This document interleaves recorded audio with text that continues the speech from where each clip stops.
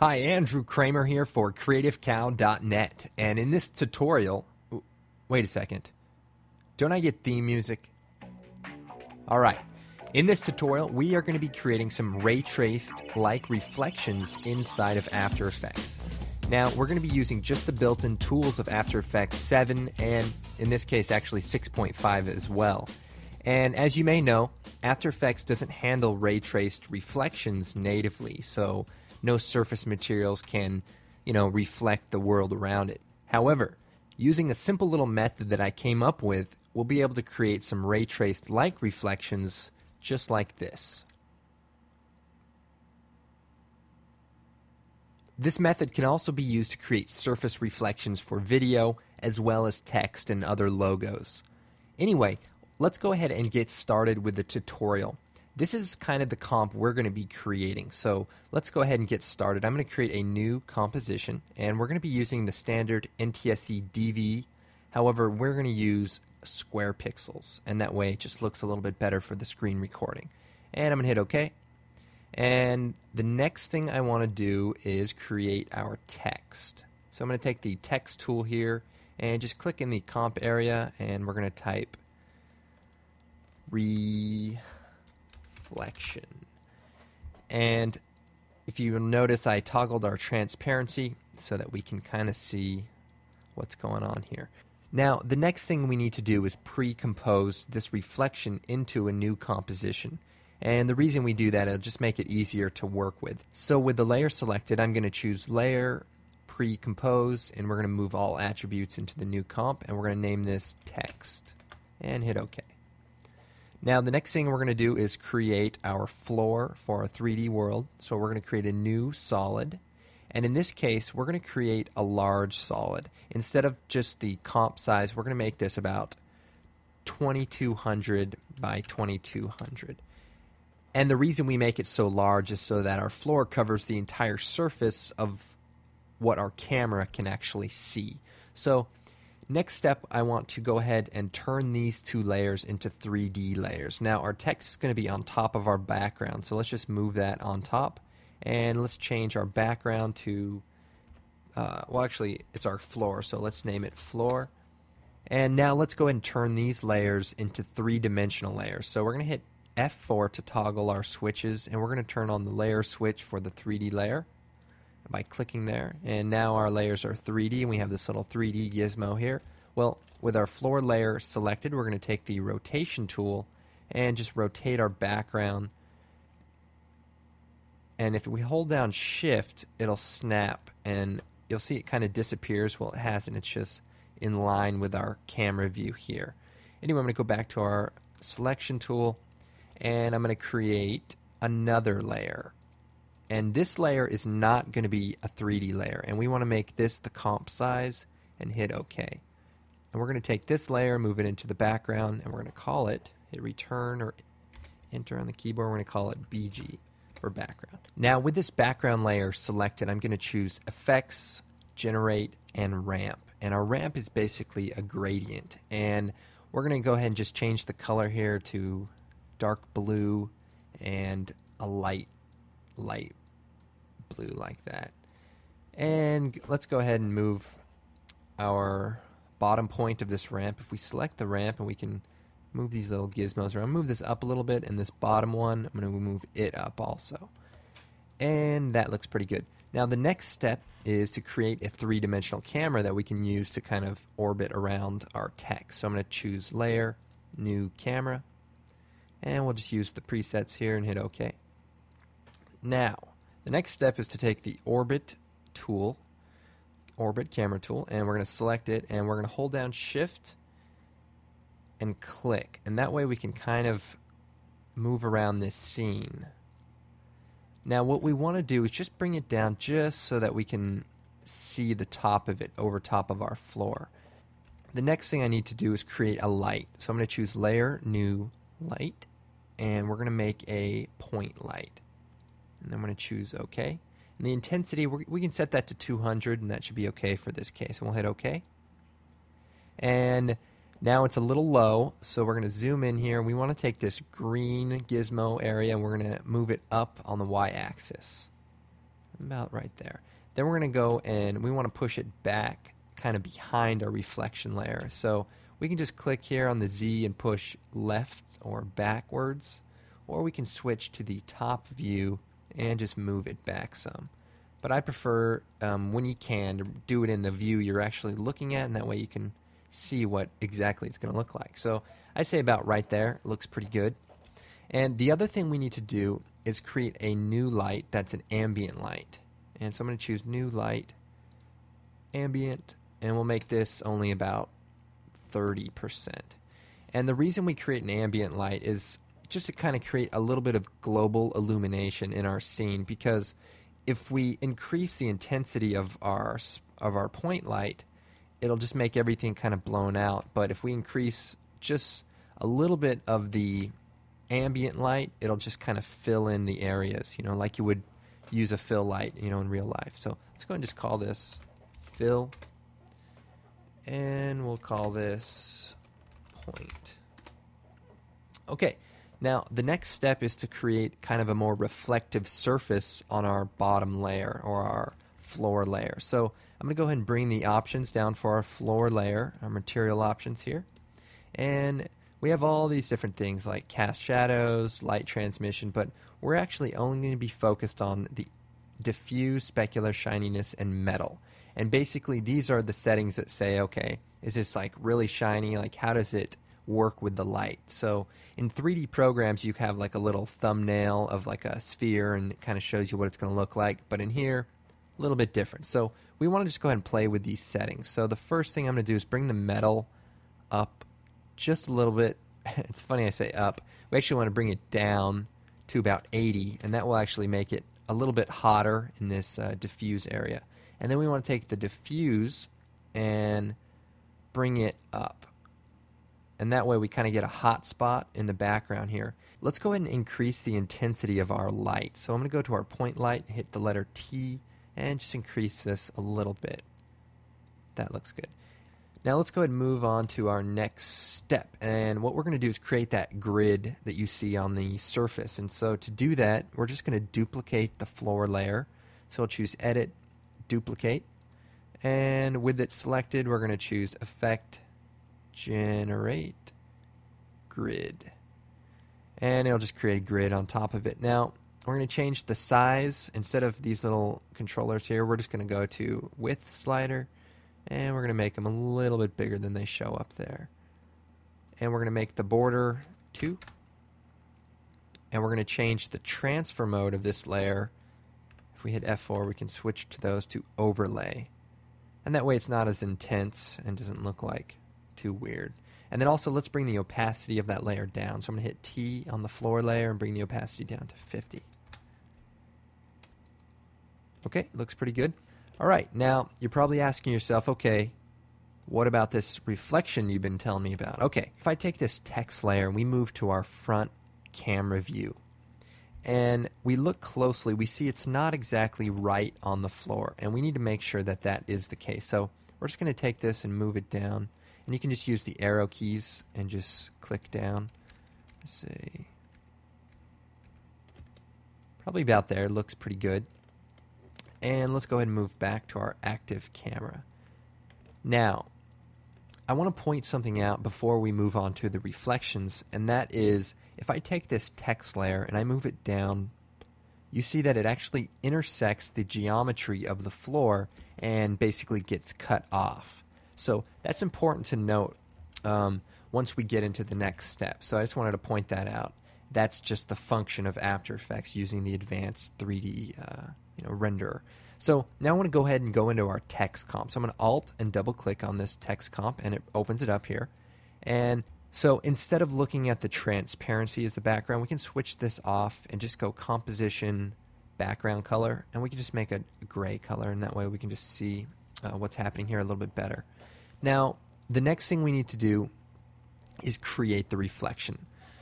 I didn't want to have to tell you this in the beginning, but we're not going to have real reflections. We are actually going to be generating the reflections, and they're going to be looking like a real reflection. So that's kind of the catch. But here's what we're going to do is we're going to duplicate this layer. So we're going to choose Edit, Duplicate, And we'll move it down below, and we're going to hit Scale.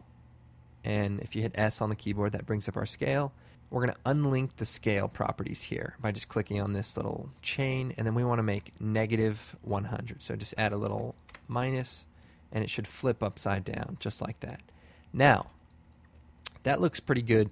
We need to take this bottom reflection layer and give it kind of a fall off. So basically, it's a gradient from, fully opaque here to a little bit soft on the outside. So we're just going to select the layer, choose Effect, Transition, and we're going to use the linear wipe. And if we set this to 0, we can increase the transition completion until it's about halfway. That's about 47%. And we feather the edges some. Then we'll take this layer and hit the letter T, and we'll bring the opacity down to, say, 50%. Now, let's go back into our Comp 1, and let's see about this reflection. Okay, where did it go? Well, I'll tell you where it went. It went underneath, because remember, the layers are intersecting, so it gets cut off. Well, that's okay. What we're going to do, kind of a bug in After Effects, and it's not so much a bug as it is just the way things work.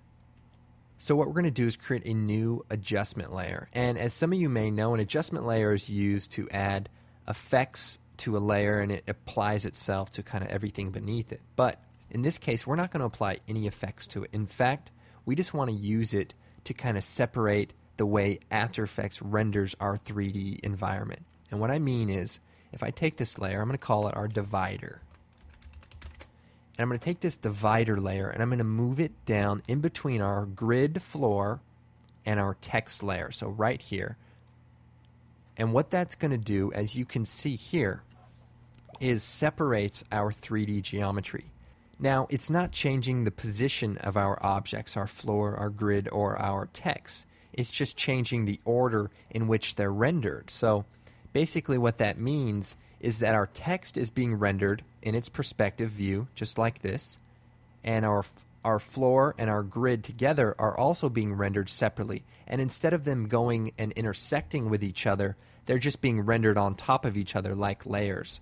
But watch what happens if I turn off our little adjustment layer here, or our divider.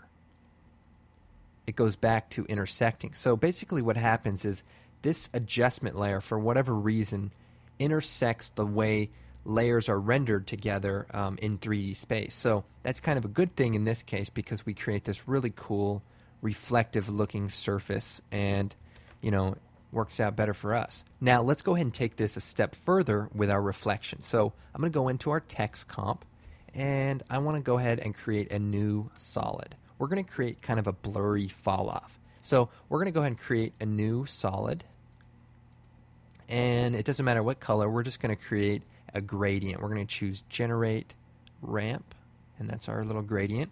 And we're going to select the layer and hit T and bring the opacity down to 50%. And that way we can kind of see through it.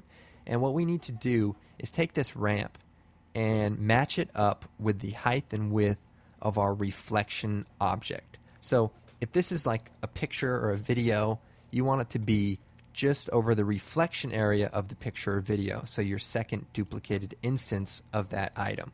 So in this case, our text, and instead of being right in the middle, we want to bring just below the middle, so that our top of our ramp, or the black portion of our ramp, is just below the top part of our reflection.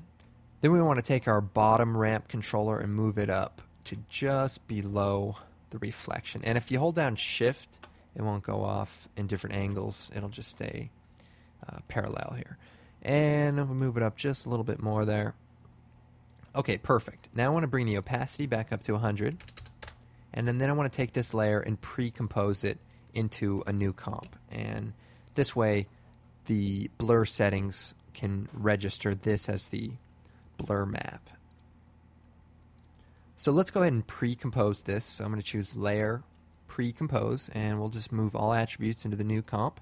And we'll call this Gradient Blur. Okay. And we can go ahead and shut off the eye for this layer. We don't want to see it. We just want to utilize it to generate our blur. So I'm going to zoom back in here, and with our second reflection layer selected, I'm going to choose Effect, Blur, Compound Blur. And then I want to use the blur layer as the gradient blur. And what it's going to do is analyze that layer and use itself to kind of generate blur. So everything that is white is most blurry, and everything that is black is not blurry. So as you can see, the black area here is going to be not blurry, and it's going to slowly fall off. We want to change the amount of blur, though, to a lot less. Let's try 5. Yeah, that looks pretty good. And so now it kind of looks like a a cool reflective surface. And let's go back to our composition and see what it looks like. Okay, that looks pretty good. And so I guess the next step would just to be create that camera move. So we're going to go ahead and take the camera, and we're going to hit P to bring up the position. And we'll go ahead and set a stopwatch keyframe there, and we'll take the orbit tool here, and we'll just hold down Shift and drag to the right so our camera moves to our left. And that looks pretty good. And then we can move ahead a few seconds, say 4 seconds, and hold down Shift and just drag back across. And maybe we go down with it too, so it looks like it's coming up higher. Okay, so now we got kind of this little camera move, and that looks pretty good. Let's go ahead and select the position and hit F9, and that way we give it an easy ease transition into each keyframe. So if we look at the graph view, it's a smooth pan, or in this case I guess it would be a dolly. Anyway, looks pretty good. Let's go ahead and preview this. Set my work area, hit 0. Okay. Pretty high tech. Now, let me just show you a couple of other tips to kind of streamline this process. So if I go back to our text layer, what we can do is set up a little bit of an expression so that we don't have to like change both the reflection and the actual item every time. You know, if we're working on a corporate video or a show spot or something, we have a bunch of different titles that we want them to all look the same. This will kind of help you to work with that. So what we want to do is parent our reflection to our actual text layer. And that way, if we move our text layer around, it follows it. And that's handy if we want to, shift it left to right, if we're adding an image or something. And the other thing, too, is I'm going to go down to our text options for our reflection and to our text, and we want to go Alt-click on the stopwatch for source text.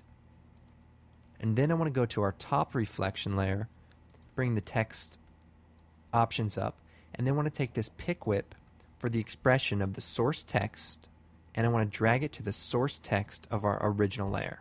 And what that's going to do, very simply, is just whatever you change this text to, it's going to change it to it down below. So if we go, actually, no space, Creative Cow, hit Enter, it automatically updates it. And that's nice because, you're doing 100 of these, you want to be able to do it relatively quickly. And then you slide it over left to right. Make sure you hold down Shift.